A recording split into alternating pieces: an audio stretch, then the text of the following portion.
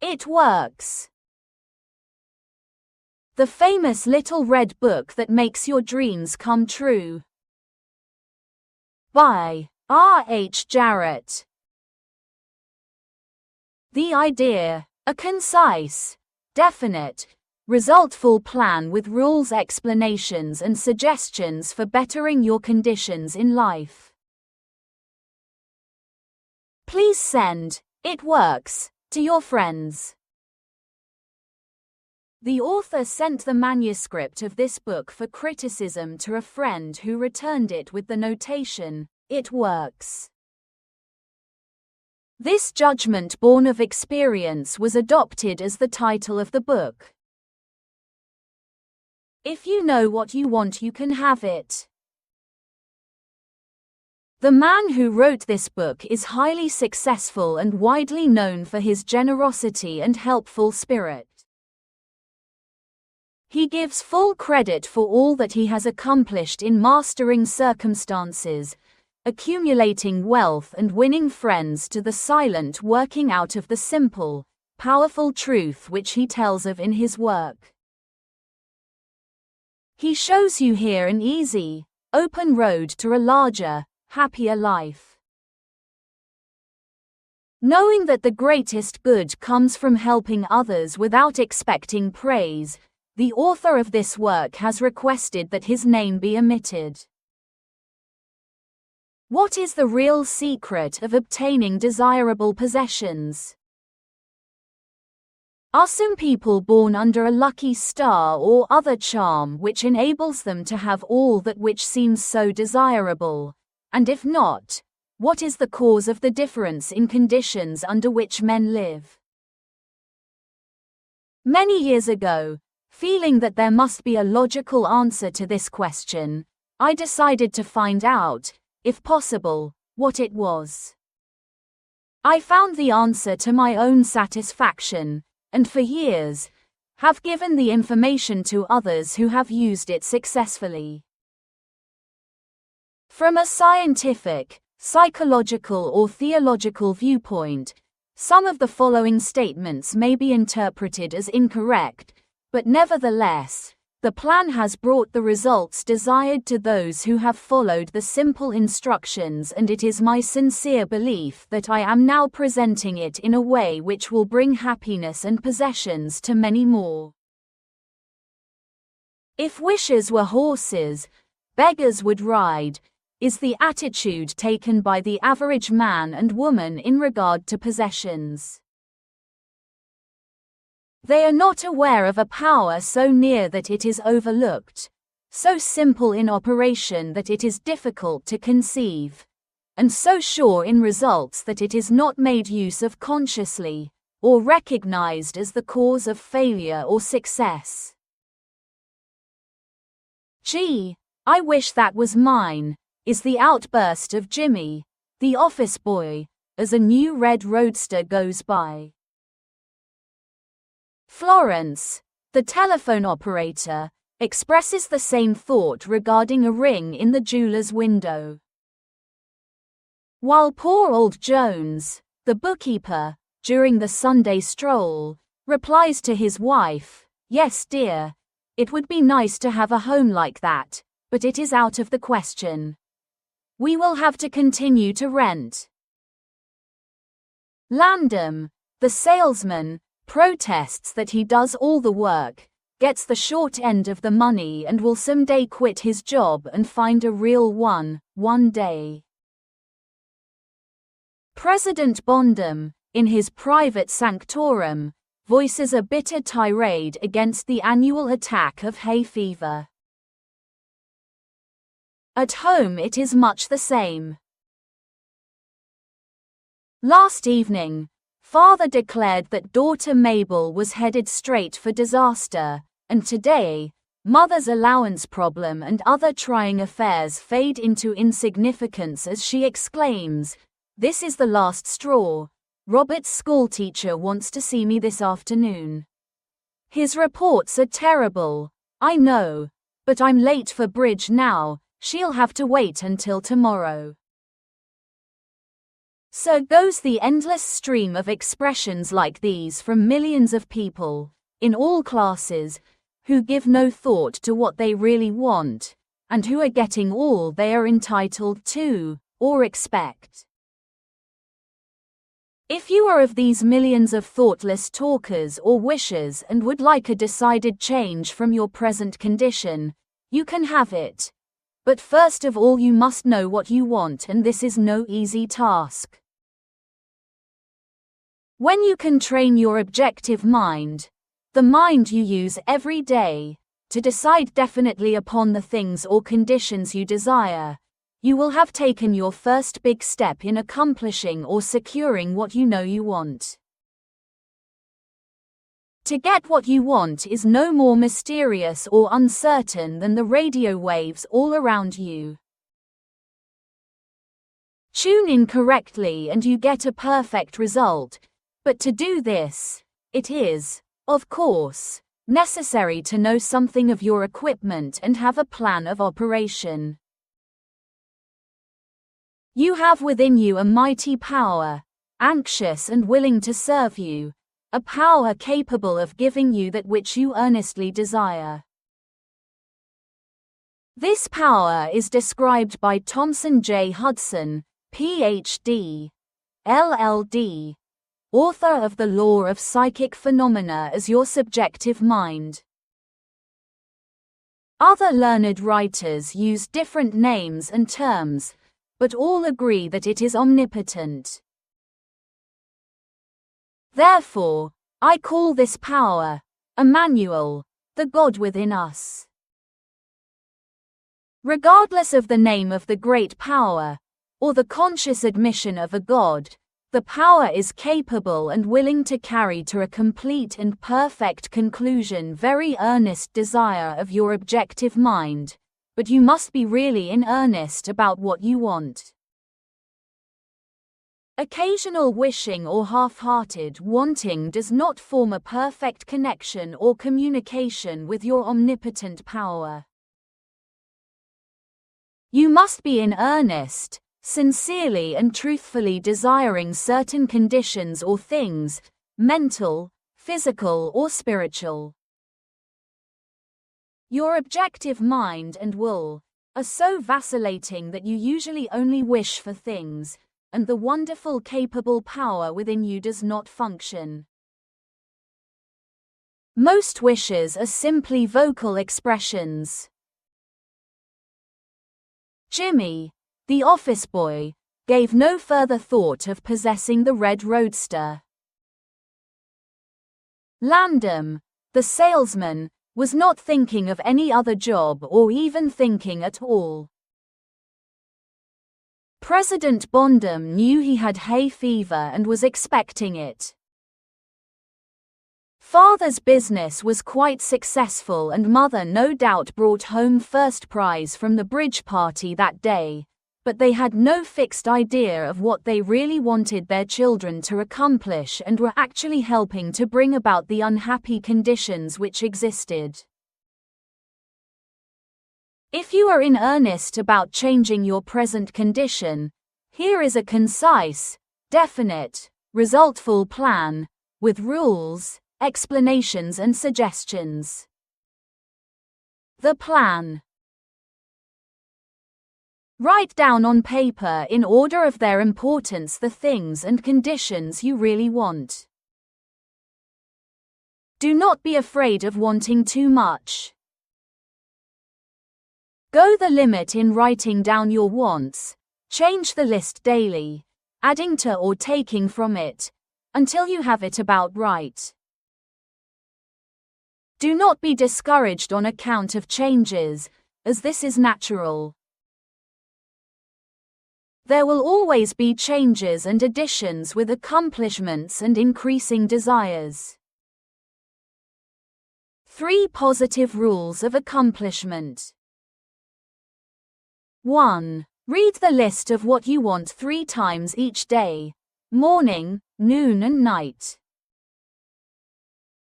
2. Think of what you want as often as possible. 3. Do not talk to anyone about your plan except to the great power within you, which will unfold to your objective mind the method of accomplishment.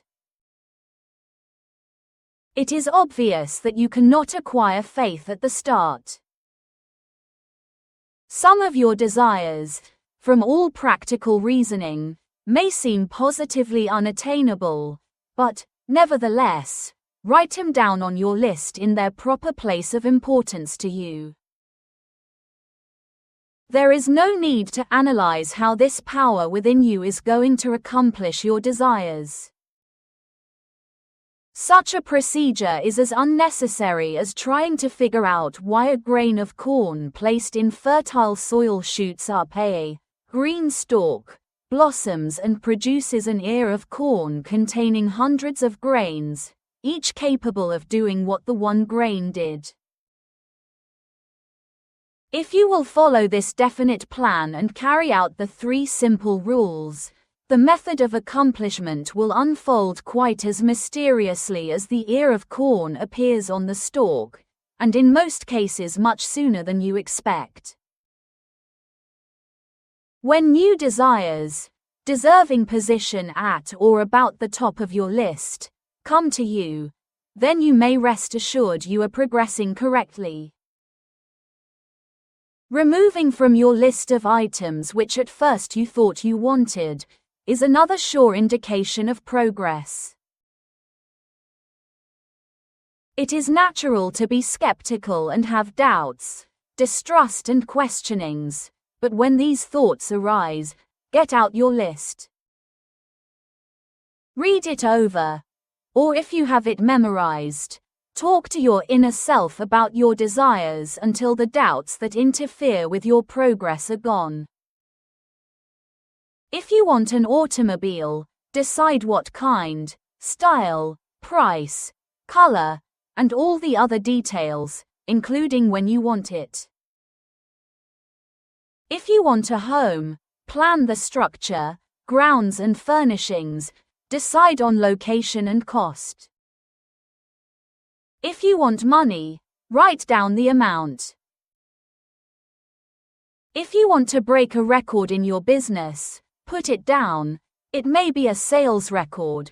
If so, write out the total, the date required, then the number of items you must sell to make it. Also list your prospects and put after each name the sum expected.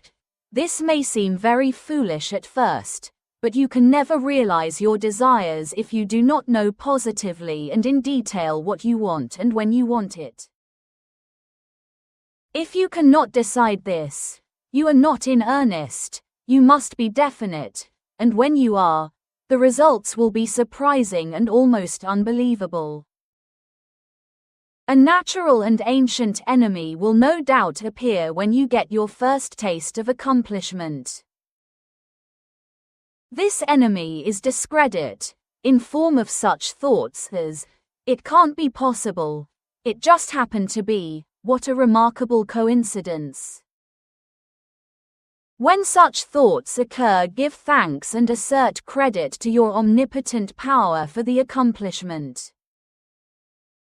By doing this, you gain assurance and more accomplishment, and in time, prove to yourself that there is a law, which actually works, at all times, when you are in tune with it. Sincere and earnest thanks cannot be given without gratitude, and it is impossible to be thankful and grateful without being happy. Therefore, when you are thanking your greatest and best friend, your omnipotent power, for the gifts received, do so with all your soul, and let it be reflected in your face. The power and what it does is beyond understanding. Do not try to understand it, but accept the accomplishment with thankfulness, happiness and strengthened faith. Caution. It is possible to want and obtain that which will make you miserable, that which will wreck the happiness of others, that which will cause sickness and death, that which will rob you of eternal life. You can have what you want, but you must take all that goes with it.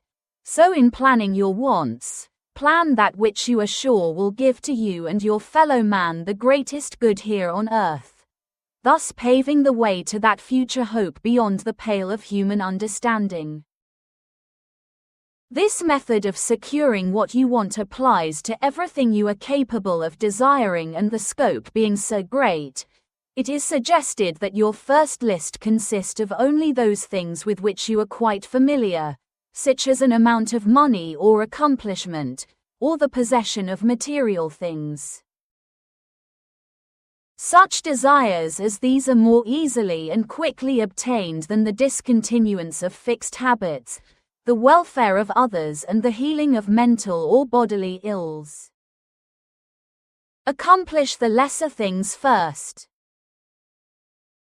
Then take the next step, and when that is accomplished, you will seek the higher and really important objectives in life. But long before you reach this stage of your progress, many worthwhile desires will find their place on your list. One will be to help others as you have been helped. Great is the reward to those who help and give without thought of self, as it is impossible to be unselfish without gain. In conclusion, a short while ago, Dr. Emil Kukai came to this country and showed thousands of people how to help themselves. Thousands of others spoofed at the idea, refused his assistance, and are today where they were before his visit. So with the statements and plan presented to you now, you can reject or accept. You can remain as you are, or have anything you want. The choice is yours. But God grant that you may find in this short volume the inspiration to choose right, follow the plan, and thereby obtain, as so many others have, all things, whatever they may be, that you desire. Read the entire book or watch this video over again, and then again. Memorize the 3 simple rules. Test them now on what you want most this minute. This book could have extended easily over 350 pages, but it has been deliberately shortened to make it as easy as possible for you to read, understand, and use. Will you try it? Thousands of improved lives will testify to the fact that it works. A letter to you from the author. Dear reader, the great possessions of life are all gifts mysteriously bestowed: sight, hearing, aspiration, love, or life itself. The same is true of ideas. The richest of them are given to us, as for instance, the powerful idea which this book has given you. What are you going to do with it? Are you surprised when I tell you the most profitable thing you can do is to give it away? In this way, you can help in the distribution of this worthwhile effort to make the lives of others better and happier. You know people who are standing still or who are worried and discouraged. This is your chance to help them to help themselves. If you withhold this book from them, you will lose the conscious satisfaction that comes from doing good. If you see that they get this book, then you put yourself in line with the law of life, which says, you get by giving, and you may rightly expect prosperity and achievement. At the very least, you will have the inner sense of having done a good deed with no hope of being openly thanked, and your reward will come secretly in added power and larger life. The author. Please share this video with anyone trying to improve their life.